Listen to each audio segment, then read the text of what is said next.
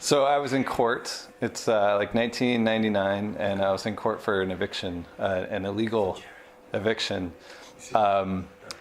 Living in San Francisco at that time, the city was being taken over by the dot-com industry. So it was very profitable for landlords to move out old tenants and bring in new people because they could make a whole lot more on rent.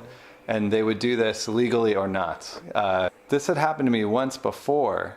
It was so common that I had been through the eviction process twice and gone to court. And so when it happened the second time, my landlords tried to raise my rent from $1,100 to $3,000, and I said, which was illegal. Yeah. And then I told them it was illegal, and then they tried to evict me, which was like doubly illegal because I had rent control and it was retaliatory, which was also against the law. Yeah. So I was like, okay, this is clearly in violation of the city codes. And I started to file all the paperwork that I had done before. Yeah. You know, I didn't use a lawyer this time because I just knew all the steps. And next thing I knew, I was in court. So you were successful the first time around? I was successful the first time around, and I knew the process. And then I was and then I got these papers that said, all right, your thing is going to trial, you know. And so I was about to face a trial with no attorney for my home. And so I showed up. I had a friend who was in law school who kind of helped me out. And he said, Steve, if you don't know what's happening, they have to explain it to you. Like, they can't run you through the court system without you aware of what's going on. So if there's any point that you do not understand what's happening, just say, I don't understand, and please explain this to me. And then I was in the courthouse in San Francisco. And the judge is not there. It's just me standing alone. And then the doors bust open, and this guy in what I remember to be a silver suit walks in with his hair slicked back and hands some papers to me, and goes over to the plaintiff's side and opens his briefcase, you know, and he's like all jolly and talking to the other people in the courtroom. He knows them already. Yeah. And I'm like, oh, who is this guy? And it was the other attorney. Yeah. And then everything starts all of a sudden. And the judge walks in the robe, and other people walk out of this room in the back, and the judge sits down, and this is what I heard. And then he hits the gavel on the table, and it's like crack.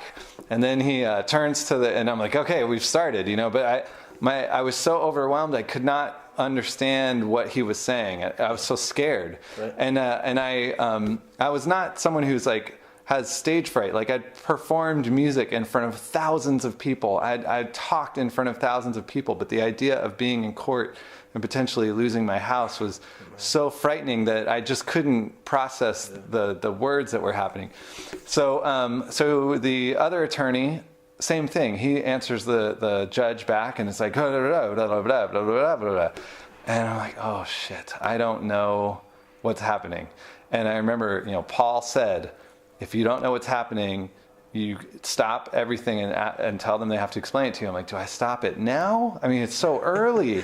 I'm going to look like an idiot. But I really don't know what's going on. And so the judge, I'm thinking this stuff while I hear blah, blah, blah, blah. And the judge looks at me and says, oh, blah, blah, blah, blah, blah, blah. And then I'm looking at him and I'm like, did he just ask me a question? And I couldn't tell. And so I figured if he was asking me a question, he would ask again. Like, if you said, you know, where do you live? And I didn't answer, you'd say, sir, where do you live? So I waited for him to ask me again to see if I could catch it. And I just looked at him in the eyes and stared him down. And then he turns from me and he looks at the other lawyer and he says, rah, rah, rah, rah, rah, rah, rah, rah. And the lawyer says, rah, rah, rah, rah, rah. And the judge is like, rah, rah, rah, rah, rah. Bam! Slams the gavel down.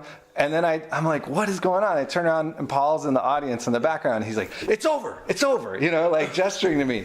And so I'm like, okay. And I was like, what happened? And he's like, thumbs up, it's good, you know. And so I get kind of rushed outside, and he's like, don't worry, it's all right. And I was like, what happened? And he said that the attorney was trying to argue that I was not a legitimate tenant. but also that if I was a legitimate tenant, that, you know, they could raise the rent on me. And so he was making two arguments at once that contradicted each other. Okay. And he gave me a chance to say that. And when he saw that I had no idea what was going on, he got really angry at the other lawyer because he saw that he was taking advantage of me because I didn't have an attorney.